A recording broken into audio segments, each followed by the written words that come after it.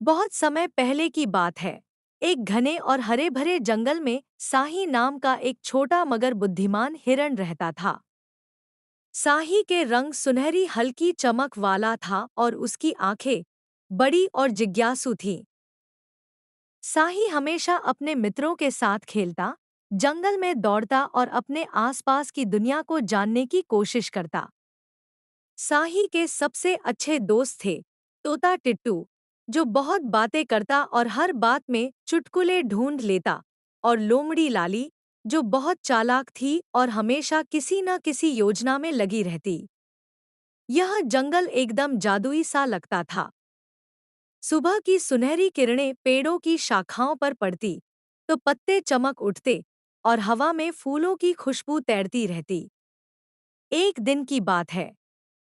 साही जंगल के बीचों बीच अपने दोस्तों के साथ खेल रहा था। तभी उसकी नज़र कुछ अजीब चीज पर पड़ी। थोड़ी दूर एक छोटा सा झाड़ियों वाला मैदान था और उस मैदान में एक नया पौधा उगाया था। यह पौधा ऐसा था कि उसकी पत्तियां चमकदार और रंग बिरंगी थी, जैसे किसी ने उस पर जादुई रोशनी डाल दी हो। साही उत्सुक हो गया। वह पौधे के पास गया और उसे ध्यान से देखने लगा। तभी उसने देखा कि पौधे के बीचों बीच कुछ कांटे उगे हुए थे। कांटे इतने तेज और घने थे कि कोई भी उसका पास से गुजरने की हिम्मत नहीं कर सकता था। साही ने सोचा, यह पौधा कितना सुंदर है।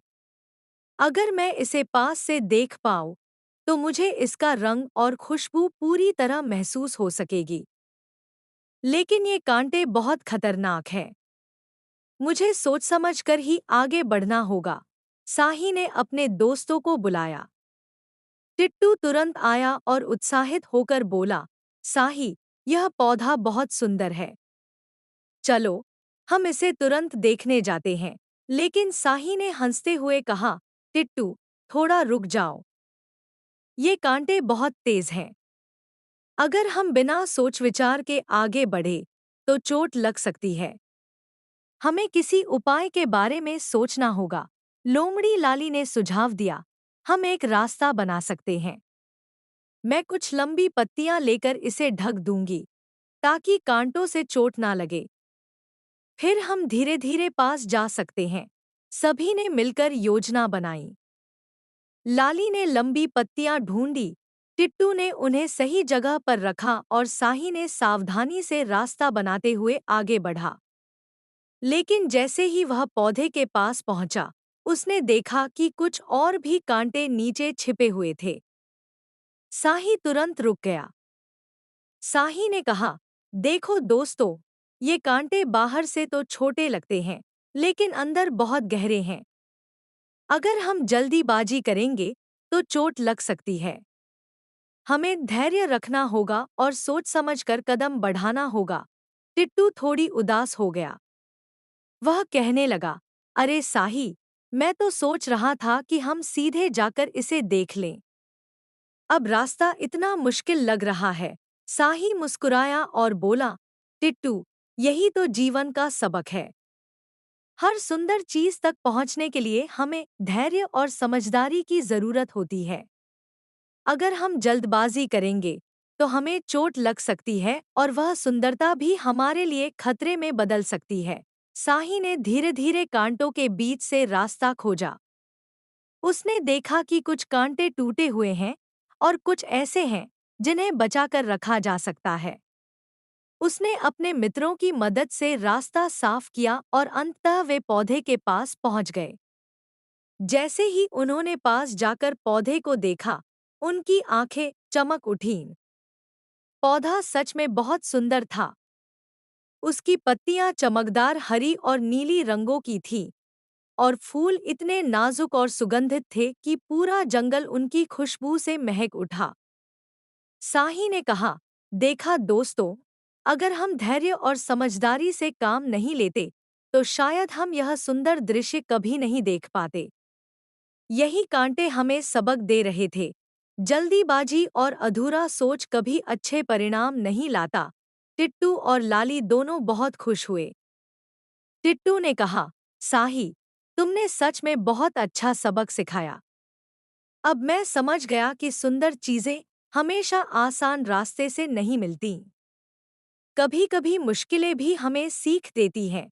लोमड़ी लाली ने मुस्कुराते हुए कहा, हाँ, और कांटे सिर्फ बाधाएं नहीं थे।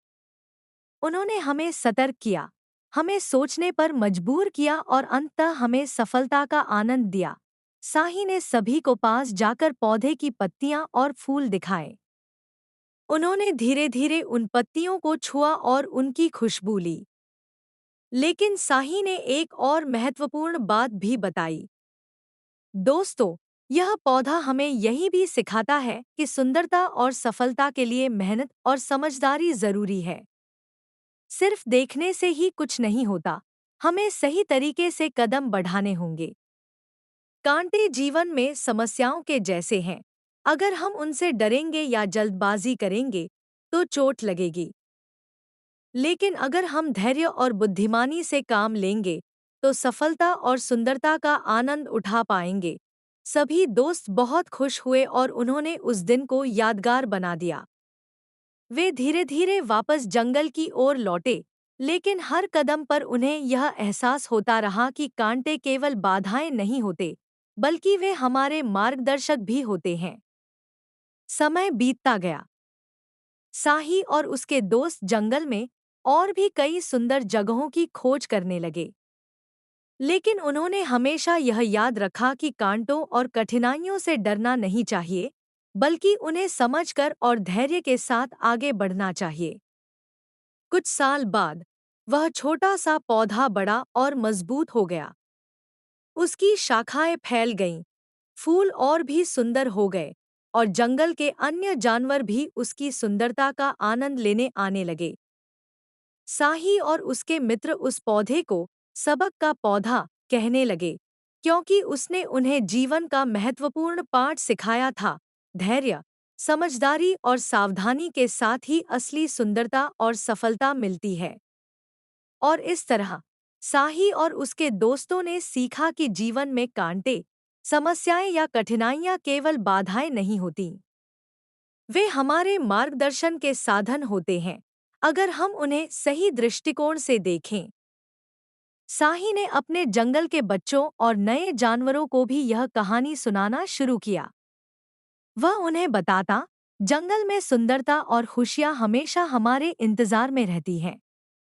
लेकिन याद रखना, हर सुंदर चीज तक पहुंचने के लिए धैर्य और समझदारी जरूरी है। कभी जल्दीबाजी मत करना, कांटों से सीखो और अपने कदम सोच समझ कर बढ़ाओ। इस कहानी से पूरे जंगल में यह संदेश फैल गया कि जीवन में सुंदरता और सफलता तक पहुंचने के लिए धैर्य, समझदारी और मेहनत जरूरी होती है। जो जानवर इस पाठ को समझ गए, वे हमेशा सुरक्षित और खुशहाल रहे, और जो नहीं समझ पाए, वे अक्सर कठिनाइयों में फंस जाते। साही की यह कहानी आज भी जंगल के बच्चों को सुनाई जाती है। कांटों का सबक और धैर्य का महत्व सभी को याद रहता है। और जंगल में हर कोई जानता है कि साहस, धैर्य और समझदारी के साथ ही हर कठिनाई को पार किया जा सकता है और असली सुंदरता का आनंद लिया जा सकता है।